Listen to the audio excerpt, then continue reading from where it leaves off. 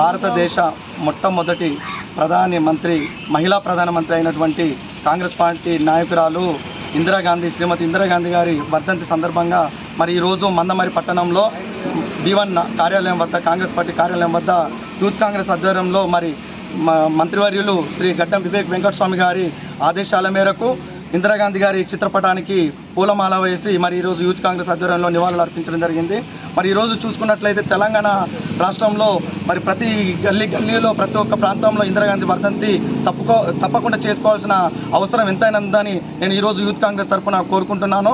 ప్రతి ఒక్కరు కూడా మరి ఇందిరాగాంధీ ఆశయాలను కొనసాగిస్తూ కాంగ్రెస్ పార్టీ అభివృద్ధి చేస్తున్న పనులను ముందుకు తీసుకెళ్లాలని కోరుకుంటున్నాను. జై భారతదేశపు మొట్టమొదటి మహిళా ప్రధాని ఇందిరాగాంధీ గారి వర్ధంతి సందర్భంగా యూత్ కాంగ్రెస్ ఆధ్వర్యంలో వారికి ఘన నివాళులు అర్పిస్తూ ఈరోజు మహిళలు వారిని స్ఫూర్తిగా తీసుకునే వివిధ రంగాల్లో రాణించడం జరుగుతుంది.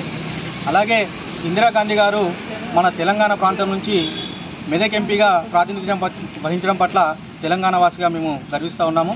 అలాగే ఇందిరాగాంధీ గారు ఏదైతే ఆ రోజు ఎమర్జెన్సీ విధించి దేశంలోనే ఉన్న ఉద్రిక్త పరిస్థితులను కూడా అదుపులోకి తీసుకొచ్చి ఒక వీరనారి మహిళగా ఇలా దేశంలోనే కీర్తించబడిన గొప్ప వ్యక్తి.